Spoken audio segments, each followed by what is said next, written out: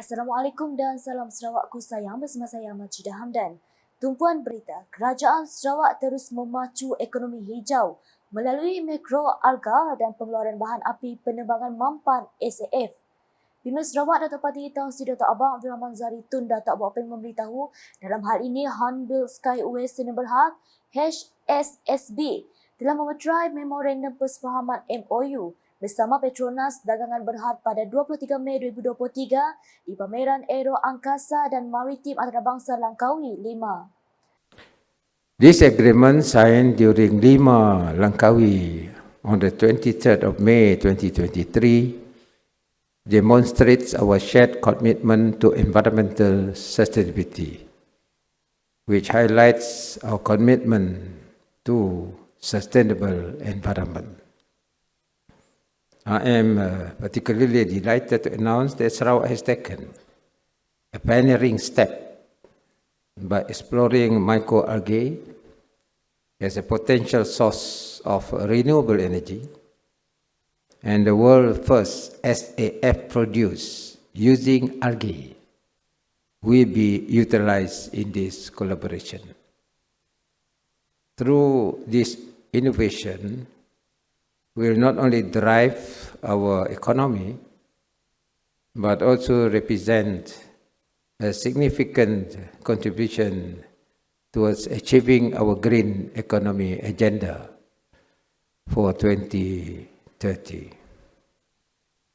Beliau berkata demikian semasa berucap pada majlis menandatangani kontrak untuk operasi miri antara HSSB dan Petroleum Enrichment Contractors (PACS) dan perjanjian perkhidmatan teknikal antara HSSB dan HAS International Sdn Bhd HAS. Dalam pada itu, Datuk Parti Tan Sri Abang Zahari berkata, HSSB merupakan syarikat milik Sarawak yang pertama dianugerahkan kontrak perkhidmatan helikopter luar pesisir bersama Petronas dan PACS berkaitan.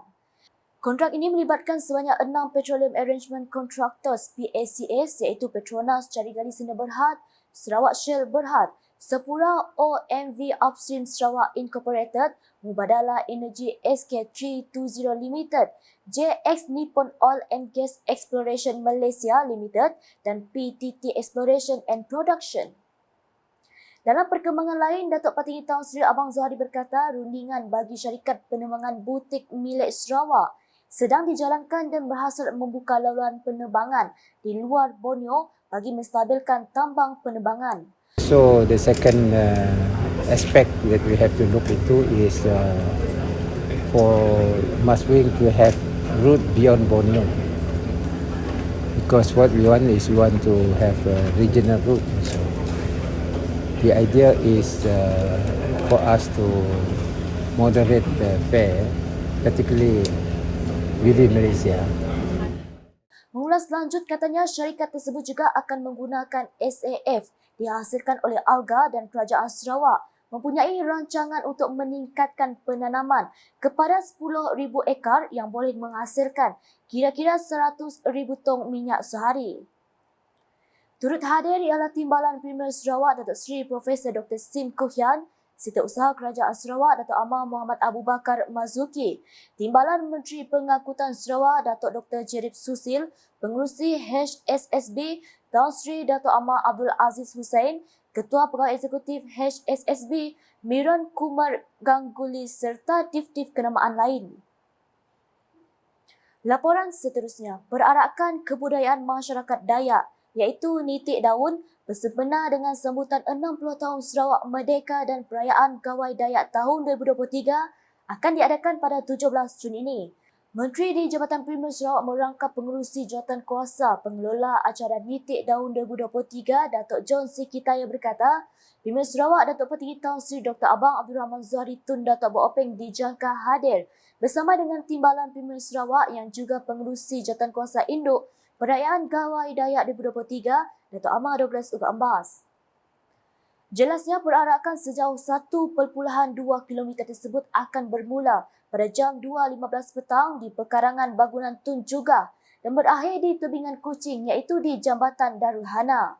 Pada kali ini ada seramai 91 kontingen akan mengambil bagian di mana akan iaitu ada lebih 3,000 orang yang akan hadir untuk mengikuti perayaan tersebut, di mana ini disertai oleh terutamanya persatuan-persatuan dari kaum Dayak, kebudayaan kaum Dayak, dan begitu juga dari veteran Angkatan Tentera juga akan hadir bersama kita pada hari itu, yang kita panggil Bujang Berani juga akan hadir. Dan begitu juga ada persatuan-persatuan lain juga, di mana mereka akan mempamerkan pelbagai keunikan kebudayaan iaitu masyarakat Dayak tentang pakaian dan sebagainya. Beliau berkata demikian dalam sidang media selepas mengadakan kunjungan hormat terhadap Premier Sarawak di bangunan Baitul Makmur di Kuching pada Khamis. Kunjungan hormat berkenaan diketuai oleh Datuk Ahmad Douglas, Menteri Pendidikan Inovasi dan Pembangunan Bakat, Datuk Lawrence Sagahwiin, Lieutenant General B, Datuk Stephen Mendau dan Setiausaha Tetap Kementerian Industri Makanan, Komoditi dan Pembangunan Wilayah Sarawak, Sirai Daha. Sementara itu, Datuk John Siki menambah acara perarakan nitik daun tersebut akan diakhiri dengan persembahan daripada 3 kumpulan, iaitu kaum Iban, Bidayuh dan Orang Ulu. Beliau memberitahu pemenang kategori terbaik bagi perarakan Gawai Dayak Nitik Daun 2023 kali ini bakal membawa pulang hadiah lumayan RM10,000. Ujar Datuk John Siki lagi, perarakan ini pertama kali diadakan di Kuching pada tahun 1993 dan seterusnya diadakan pada tahun 2018, di mana acara ini turut diteruskan di beberapa bahagian dan daerah di Sarawak sehingga ke hari ini. Sementara itu, sebanyak 8 jalan di sekitar pusat Bandaraya Kuching akan ditutup dan dilencongkan bermula Jumaat dan Sabtu ini bagi memberi laluan kepada perarakan nitik daun 2023 yang berlangsung pada 17 Jun ini. Pesuruhanjaya Polis Sarawak Datuk Muhammad Azman Ahmad Sapri berkata, penutupan dan lencongan jalan itu melibatkan laluan bermula dari hadapan bangunan Tun Juga sehingga ke tebingan Kuching dengan jarak dianggarkan sepanjang 1.2 km. Menurutnya, antara jalan yang ditutup dan dilencongkan bagi perarakan nitik daun 2023 pada 17 Jun ini bermula jam 10 pagi hingga jam 5 petang adalah Bulatan Sri Aman, susur masuk Jalan Padungan, Bulatan Sri Aman susur masuk Jalan Abel, lampu isyarat Jalan Abel, Jalan Petanak, Jalan Padungan, Jalan Bukit Mata, Jalan Wawasan Lebu Wayang, Jalan Carpenter, Jalan Old Court House, Jalan Hu Hun Yang dan Jalan Gamber, Jalan Power. Perarakan nitik daun akan melibatkan sebanyak 8 ke waterfront Kuching dengan jarak dianggarkan sepanjang 1.2 km. Perarakan nitik daun akan melibatkan sebanyak 89 kontijen dari pelbagai jabatan, agensi, pertubuhan dan NGO dan disertai seramai 2,500 orang peserta melalui laluan Jalan Abel, Jalan Tukub Jeraman, Jalan Min Bazar dan berakhir di Jalan Gambir. Perarakan akan diketuai oleh Yang Amat Berhormat Datuk Petinggi Tan Sri Dr.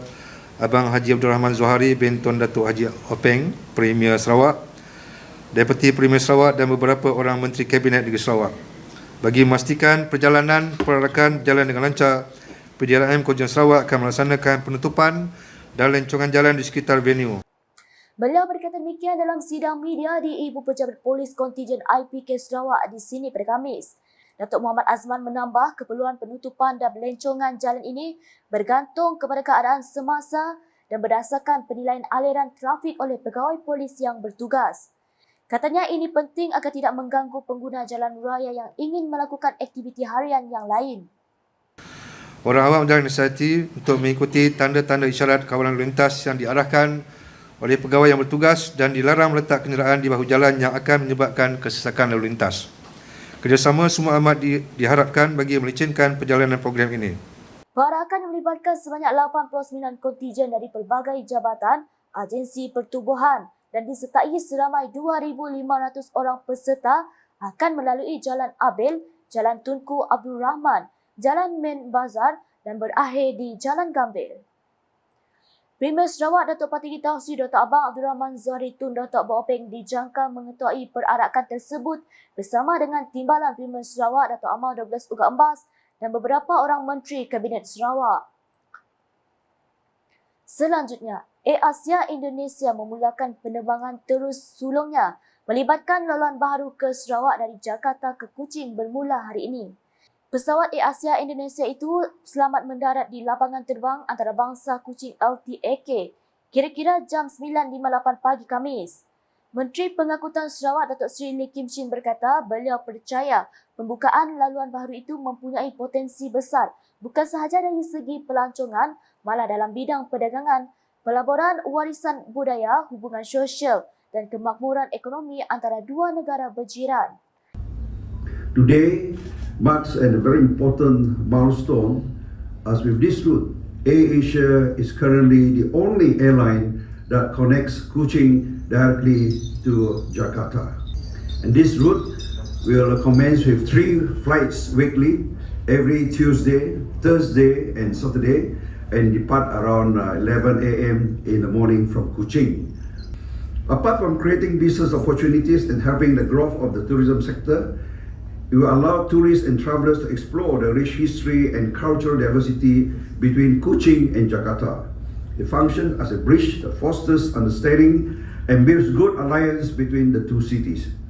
Beliau berkata demikian semasa menyambut ketibaan pesawat AirAsia Indonesia dari Jakarta ke Kuching di lapangan terbang antarabangsa Kuching pada Khamis.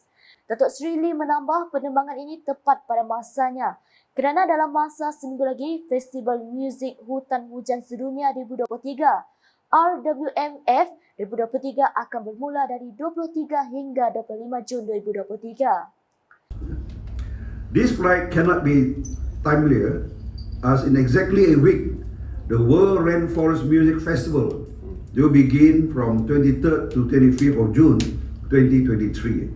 I hope it is still not too late to invite our friends from Indonesia to join this annual music festival, which appears to be the largest not only in Borneo or Malaysia, but indeed in Asia. Sementara itu, Pengarah Operasi AirAsia Indonesia, Kapten Wuri Sepetiawan berkata, beliau berharap dengan laluan ini lebih ramai lagi yang menggunakan perjalanan antara Jakarta dan Kuching dengan mudah dan berpatutan, sama ada untuk beriadah atau berniaga. With this route, we hope that more of our guests will be able to travel between Jakarta and Kuching with ease affordable, be it for leisure or business. A lot of passengers came to me in this flight. So last time, if they have to go to Kuching, they have to go to Kuala Lumpur first, then to Kuching, or to Pontianak, then to Kuching. So they are very time to Sarawak and to AirAsia Indonesia, also government of Indonesia, to make this Jakarta Kuching is happen today in the history. This new route also the testament of AirAsia support toward both Indonesia and Malaysia, not only to accelerate the recovery of the tourism industry, but also to strengthen the relationship and explore opportunity for cooperation. Keperkembangan berikut, Kementerian Pembangunan Wanita, Kanak-kanak dan Kesejahteraan Komuniti KPWK Sarawak mahu semua pendidik taman didikan anak-anak tadika mempunyai sekurang-kurangnya diploma dalam pendidikan awal kanak-kanak. Menterinya Datuk Seri Fatimah Abdullah berkata kualiti guru memainkan peranan yang sangat signifikan dalam meningkatkan kualiti perkhidmatan asuhan, bimbingan dan didikan. Menurutnya, dengan memiliki kelulusan diploma, mereka akan memperolehi pengetahuan dan kecekapan yang diperlukan dalam melaksanakan tugas dengan lebih efektif. Sehubungan itu, beliau amat menyokong inisiatif Kolej Universiti iKids yang telah berjaya mewujudkan kursus diploma dan ijazah sejana muda Early Care and Childhood Education ECCE dalam mod sepenuh masa dan separuh masa. Beliau berkata demikian ketika berucap merasmikan Majlis menandatangani Memorandum Persefahaman MOU untuk penempatan pelajar praktikum bagi program diploma dan ijazah sejana muda ECCE bertempat di Kolej Universiti iKids pada Selasa. Tambah Datuk Seri Fatimah lagi, MOU ini akan membantu memperkukuhkan kerjasama antara penyedia pendidikan awal kanak-kanak dengan pihak berkepentingan lain termasuk kerajaan, institusi pengajian tinggi dan organisasi masyarakat. Dalam majlis itu, Datuk Seri Fatimah telah menyaksikan MOU antara Kolej Universiti iKids dengan Sedidik Seni Berhad, Taska Cahaya Horizon, Taska Pondok Ilmu, Tadika Intan Syuhada dan Tadika Cilik Cemerlang. Manakala di Sibu sebanyak 20 juta ringgit diperuntukkan kerajaan negeri bagi membangunkan skim penempatan semula SPS di bawah Agensi Pembangunan Delta Rajang Radda untuk penduduk yang ingin menetap di Tanjung Manis. Timbalan Menteri Perancangan Bandar, Pentadbiran Tanah dan Alam Sekitar, Datuk Len Tan Saleh berkata sebanyak 200 lot rumah akan dibangunkan dengan infrastruktur yang lengkap dan akan bermula dalam masa terdekat. Menurut Datuk Len, kawasan yang telah dikenal pasti untuk tujuan tersebut adalah berdekatan kuartus Kerajaan Tanjung Manis dan Rumah Perbadanan Kemajuan Perusahaan Kayu Sarawak, Pusaka. Ini bukan untuk warga Pusaka saja, untuk keseluruhan, untuk orang ramai. Di mana kadang-kadang ramai yang bukan kerja dengan Pusaka tetapi kerja dengan pihak industri juga boleh memohon tempat ini nanti, insyaAllah.